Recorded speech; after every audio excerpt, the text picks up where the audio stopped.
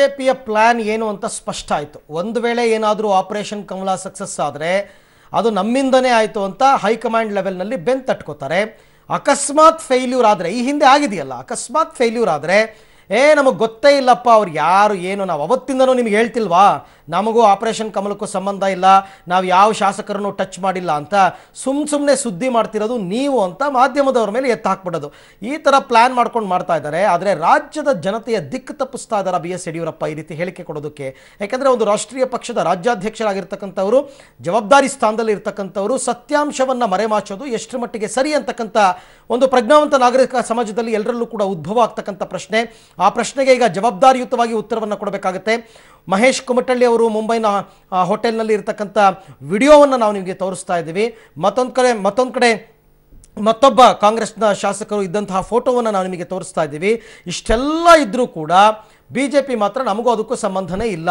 ಹಾಗಾದರೆ ಇವ್ರನ್ನ ಇಲ್ಲಿ ಕರ್ಕೊಂಬಂದು ಇಟ್ಟಿರೋರು ಯಾರು, ಇವ್ರನ್ನ ನೋಡ್ಕೋತಾ ಇರೋರು ಯಾರು? ಅದಕ್ಕೆ ಸಾಕ್ಷಿ ಅಶ್ವಥ್ ನಾರಾಯಣ್ ಫೋಟೋ ನಾವು ತೋರಿಸಿದ್ದೀವಿ. ಅಂದರೆ ಬಿಜೆಪಿಗೆ ಎಲ್ಲವೂ ಗೊತ್ತು, ಸುಳ್ಳು ಹೇಳ್ತಾ ಇದೆ ಅಂತ ಆಯಿತು. ಈ ಎಲ್ಲ ಡೆವಲಪ್ಮೆಂಟ್ಸ್ ಬಗ್ಗೆ ಮತ್ತಷ್ಟು ಮಾಹಿತಿಯನ್ನು ಪಡೆಯೋಣ ನನ್ನ ಕೊಲೀಗ್ ರವೀಶ್ ಅವರಿಂದ. ರವೀಶ್, ಹೌದು, ಇದೇ ಪ್ರಶ್ನೆ ಉದ್ಭವ ಆಗ್ತಾ ಇದೆ. ಯಡಿಯೂರಪ್ಪನವರು ರಾಜ್ಯದ ಜನರ ದಿಕ್ಕು ತಪ್ಪಿಸ್ತಾ ಇದ್ದಾರಾ? ಒಂದು ವೇಳೆ ಆಪರೇಷನ್ ಕಮಲ ಸಕ್ಸಸ್ ಆದರೆ ನನ್ನಿಂದ ಅನ್ನೋದು, ಸಕ್ಸಸ್ ಆಗಲಿಲ್ಲ ಅಂದರೆ ನಾವು ಮಾಡೇ ಇಲ್ಲ ಅನ್ನೋದು, ಈ ಪ್ಲಾನ್ ಹಾಗಾದರೆ ಬಿಜೆಪಿಯದ್ದು ಅಂತ?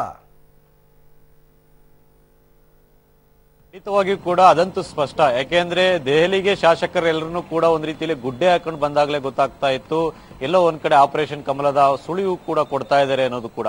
ಯಾಕೆಂದ್ರೆ ಈಗಾಗಲೇ ಆಪರೇಷನ್ ಕಮಲದ ಬಗ್ಗೆ ಯಾರೊಬ್ಬ ತುಟಿ ಬಿಚ್ಚಿರಲಿಲ್ಲ, ಶಾಸಕರಾಗಿರ್ಲಿ ಮತ್ತೆ ನಾಯಕರಾಗಿರ್ಲಿ. ಆದ್ರೆ ನಿನ್ನೆ ಅಷ್ಟೇ ಯಡಿಯೂರಪ್ಪನವರು ದೆಹಲಿಯಲ್ಲಿ ಒಂದು ಮಾತನ್ನ ಹೇಳಿದ್ರು, ನಮ್ಮ ಶಾಸಕರನ್ನು ಕೂಡ ಆಪರೇಷನ್ ಮಾಡ್ತಾ ಇದ್ದಾರೆ, ಆ ಕಾರಣಕ್ಕೋಸ್ಕರ ನಮ್ಮ ಶಾಸಕರನ್ನ ಭದ್ರ ಮಾಡ್ಕೊಳ್ಳೋದಕ್ಕೆ ನಾವು ಬಂದಿದ್ದೇವೆ ಅನ್ನೋ ಮಾತುಗಳನ್ನು ಕೂಡ ಹೇಳ್ತಾ ಇದ್ರು. ಇದರಲ್ಲೇ ಸ್ಪಷ್ಟ ಆಗುತ್ತೆ ಆಪರೇಷನ್ ಕಮಲ ಬಿಜೆಪಿಯಿಂದ ದೊಡ್ಡ ಮಟ್ಟದಲ್ಲಿ ನಡೀತಾ ಇದೆ ಅಂತ.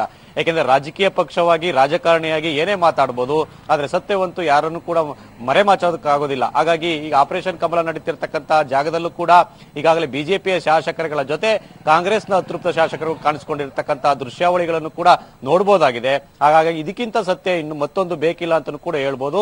ಹಾಗಾಗಿ ಈಗ ಯಡಿಯೂರಪ್ಪನವರ ಪ್ರತಿಕ್ರಿಯೆ ಏನಾಗಿರುತ್ತೆ ಅನ್ನೋದು ಕೂಡ ಕಾದ್ ನೋಡಬೇಕಾಗಿದೆ. ಬೆಳಿಗ್ಗೆ ಶಾಸಕರ ಜೊತೆ ಉಪಹಾರವನ್ನು ಕೂಡ ಸೇವನೆ ಮಾಡಿದ್ದಾರೆ. ಹಾಗಾಗಿ ಸುಮಾರು 1 ಗಂಟೆ ಅಷ್ಟೊತ್ತಿಗೆ ಒಂದು ಶಾಸಕರ ಜೊತೆ ಸಭೆಯನ್ನು ಕೂಡ ನಡೆಸ್ತಾರೆ ಒಂದು ಹೋಟೆಲ್ ಅಲ್ಲಿ. ಹಾಗಾಗಿ ಹೊರಗಡೆ ಬಂದು ಏನಾದ್ರೂ ಮಾಧ್ಯಮಗಳಿಗೆ ಮಾತನಾಡ್ತಾರಾ ಅಥವಾ ಒಳಗಡೆನೆ ಸೇರ್ಬಿಡ್ತಾರಾ ಏನನ್ನು ಕೂಡ ಕಾದ್ ನೋಡ್ಬೇಕಾಗಿದೆ ಅರವಿಂದ್. ಬಟ್ ಎಷ್ಟು ದಿನ ಅಂತ ಯಡಿಯೂರಪ್ಪನವರು ಮಾಧ್ಯಮದವರ ಕಣ್ ತಪ್ಸಕ್ಕಾಗುತ್ತೆ ರವೀಶ್? ಒಂದಲ್ಲ ಒಂದು ದಿನ ಹೊರಗೆ ಬರಲೇಬೇಕು, ಇದ್ರ ಬಗ್ಗೆ ಸ್ಪಷ್ಟೀಕರಣ ಕೊಡ್ಲೇಬೇಕಲ್ವಾ? ಖಂಡಿತವಾಗಿಯೂ ಕೂಡ. ಯಾಕೆಂದ್ರೆ ಎಷ್ಟು ದಿನ ಅಂತ ತಪ್ಸಕ್ಕಾಗೋದಿಲ್ಲ, ಮತ್ತೆ ಸತ್ಯವನ್ನು ಯಾರು ಕೂಡ ಮರೆಮಾಚೋದಕ್ಕಾಗೋದಿಲ್ಲ. ಇಷ್ಟು ದಿನಗಳ ಕಾಲ ಆಪರೇಷನ್ ಕಮಲ ಇಲ್ವೇ ಇಲ್ಲ ಅಂತ ಇದ್ರು. ಹಾಗಾಗಿ ಇದು ಹೊರಗಡೆ ಬಂದೇ ಬಂತು. ಹಾಗಾಗಿ ಒಂದಲ್ಲ ಒಂದು ದಿನ ಹೊರಗಡೆ ಬರಲೇಬೇಕು. ಹಾಗಾಗಿ ಯಡಿಯೂರಪ್ಪನವರ ಪ್ರತಿಕ್ರಿಯೆಗಾಗಿ ನಾವು ಕೂಡ ಕಾಯ್ತಾ ಇದೀವಿ ಅರವಿಂದ್. ಓಕೆ, ಅಶ್ವಥ್ ನಾರಾಯಣ್ ಸೇರಿದಂತೆ ಕೆಲವು ಶಾಸಕರನ್ನ ಹಾಗಾದ್ರೆ ಇವರು ಮುಂಬೈನಲ್ಲಿ ಬಿಟ್ಟಿದ್ದಾರೆ. ಅತೃಪ್ತ ಶಾಸಕರ ಉಸ್ತುವಾರಿಯನ್ನ ನೋಡ್ಕೋತಾ ಇದ್ದಾರೆ, ಅವ್ರು ಆಚೀಚೆ ಕದಲ್ದೇ ಇರೋ ಹಾಗೆ ನೋಡ್ಕೋತಾ ಇದ್ದಾರೆ. ಇವೆಲ್ಲ ಯಡಿಯೂರಪ್ಪನವ್ರ ಗಮನಕ್ಕೆ ಬರ್ದೇನೆ ತಾವಾಗ ಅಶ್ವಥ್ ನಾರಾಯಣ್ ಮುಂಬೈ ಹೋಟೆಲ್ ಹೊಟ್ಟೋದ್ರ ಹಾಗಾದ್ರೆ? ಖಂಡಿತವಾಗಿ ಕೂಡ ಎಲ್ಲವೂ ಕೂಡ ಯಡಿಯೂರಪ್ಪನವರ ಗಮನಕ್ಕೆ ಬಂದೇ ಎಲ್ಲಾ ಕಾರ್ಯಗಳು ಕೂಡ ನಡೀತಾ ಇರೋದು. ನಾವು ಈಗಾಗಲೇ ಹೇಳ್ದಂಗೆ ಆಪರೇಷನ್ ಗೊತ್ತಿರ್ತಕ್ಕಂಥದ್ದು ಕೇವಲ 5 ರಿಂದ 6 ಜನರ ಮಟ್ಟದಲ್ಲಿ ಮಾತ್ರ, ಪಿನ್ ಟು ಪಿನ್ ಆಪರೇಷನ್. ಅದರಲ್ಲಿ ಯಡಿಯೂರಪ್ಪನವರು ಪ್ರಮುಖವಾದವರು, ಮತ್ತೆ ಅಮಿತ್ ಶಾ ಅವರು ಕೂಡ ಈ ಒಂದು ಆಪರೇಷನ್ ಬಗ್ಗೆ ಕೂಡ ಗೊತ್ತಿದೆ. ಹಾಗಾಗಿ ಪ್ರಮುಖ ನಾಯಕರಿಗೆ ಗೊತ್ತಿಲ್ಲದೇ ಈ ಒಂದು ಆಪರೇಷನ್ ನಡೀತಾ ಇಲ್ಲ. ಹಾಗಾಗಿ ಶಾಸಕರಾಗಿರ್ತಕ್ಕಂಥ ಅಶ್ವಥ್ ನಾರಾಯಣ್ ಅವ್ರ ಜೊತೆಗೆ ಬಾಲಚಂದ್ರ ಜಾರಕಿಹೊಳಿ ಕೂಡ ಇನ್ನೊಂದು ಕ್ಯಾಂಪ್ ಅಲ್ಲಿ ಇದ್ದಾರೆ. ಹಾಗಾಗಿ ಇಬ್ಬರು ಶಾಸಕರ ನೇತೃತ್ವದಲ್ಲಿ ಒಂದು ಅತೃಪ್ತರಿದ್ದಾರೆ ಅಂತ ಕೂಡ ನಿನ್ನೆಯೂ ಕೂಡ ಪಬ್ಲಿಕ್ ಟಿವಿ ಹೇಳಿತ್ತು. ಹಾಗಾಗಿ ಇವತ್ತು ಕೂಡ ಅದು ಬಹಿರಂಗ ಆಗಿದೆ ಅಷ್ಟೇ. ಹಾಗಾಗಿ ಈ ಒಂದು ಶಾಸಕರುಗಳಿಗೆ ಯಡಿಯೂರಪ್ಪ ಮತ್ತೆ ಅಮಿತ್ ಶಾ ಅವರ ಸೂಚನೆ ಮೇರೆಗೆ ಅವರು ಈಗಾಗಲೇ ಮುಂಬೈಗೆ ತೆರಳಿರ್ತಕ್ಕಂಥದ್ದು. ಆದ್ರೆ ಎಷ್ಟು ಮಂದಿ ಶಾಸಕರಿದ್ದಾರೆ ಅನ್ನೋದ್ರ ಬಗ್ಗೆ ಕೂಡ ಇನ್ನೂ ಕೂಡ ಸಂಪೂರ್ಣವಾದ ಮಾಹಿತಿಯನ್ನು ಕೂಡ ಕೊಡ್ತಾ ಇಲ್ಲ. ಹಾಗಾಗಿ ಆಪರೇಷನ್ ಕಮಲ ಫೇಲ್ಯೂರ್ ಆಗುತ್ತೋ ಸಕ್ಸಸ್ ಆಗುತ್ತೋ ಅನ್ನೋದು ಕೂಡ ಕಾದ್ ನೋಡ್ಬೇಕಾಗಿದೆ. ಇನ್ನು 2 ದಿನಗಳ ಕಾಲ ಈ ಒಂದು ಗುರುಗ್ರಾಮದಲ್ಲಿ ಇರ್ತಕ್ಕಂಥ ಈ ಒಂದು ಹೋಟೆಲ್ ನಲ್ಲೇ ಕೂಡ ಯಡಿಯೂರಪ್ಪ ಮತ್ತೆ ಶಾಸಕರು ಇರಬೇಕಾಗುತ್ತೆ ಅಂತ ಸೂಚನೆಯನ್ನು ಕೂಡ ರವಾನೆ ಮಾಡಿರೋದ್ರಿಂದ ಇನ್ನು 2-3 ದಿನಗಳ ಕಾಲ ಇದೊಂದು ಮೆಗಾ ಡ್ರಾಮಾ ನಡೆಯುವಂತ ಚಾನ್ಸಸ್ ಕೂಡ ಜಾಸ್ತಿ ಇದೆ ಅಂತಾನೆ ಹೇಳ್ಬೋದು. ಓಕೆ ರವೀಶ್, ಥ್ಯಾಂಕ್ ಯು ತಮ್ಮೆಲ್ಲ ಮಾಹಿತಿಗಾಗಿ ಧನ್ಯವಾದ.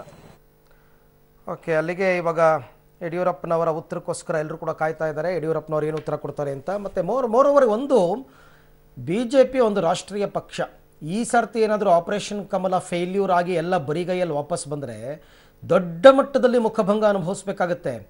ಲೋಕಸಭಾ ಚುನಾವಣೆ ಬೇರೆ ಹತ್ತಿರದಲ್ಲಿದೆ. ಸೊ ಇಂಥ ಸಮಯದಲ್ಲಿ ಇವರು ಈ ಥರ ಒಂದು ದೊಡ್ಡ ರಿಸ್ಕನ್ನು ತಗೊಂಡಿರೋದು ಕೂಡ ಪಕ್ಷಕ್ಕೆ ಸ್ವಲ್ಪ ಹಿನ್ನಡೆ ಅಂತ ಅನ್ಬಹುದು.